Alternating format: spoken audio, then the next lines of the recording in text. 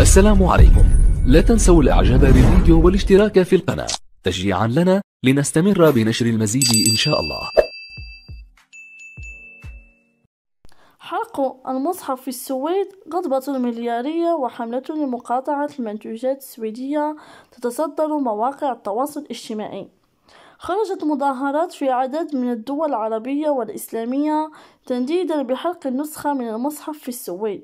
لا تزال ردود الفعل مستنكرة وغاضبة تتولى إزاء الحرق النسخ من المصحف في السويد، لا سيما عبر مواقع التواصل الاجتماعي.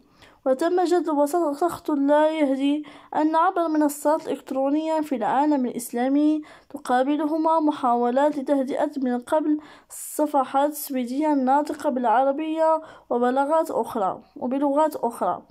فقد تعالت دعوات لمقاطعة المنتوجات السويدية عبر رسوم عديدة أبرزها غضبة مليارية على حرق المصحف ومقاطعة المنتوجات السويدية وطرد السفير السويدي.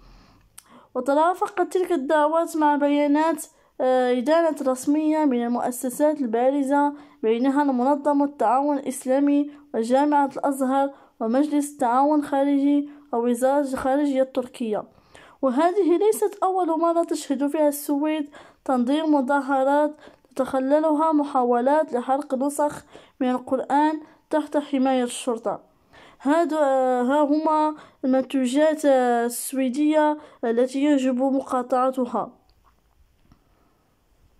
إذا عجبكم الفيديو لا تنسوا الاشتراك في القناة والضغط على زر الجرس ليصلكم كل ما هو جديد إن شاء الله.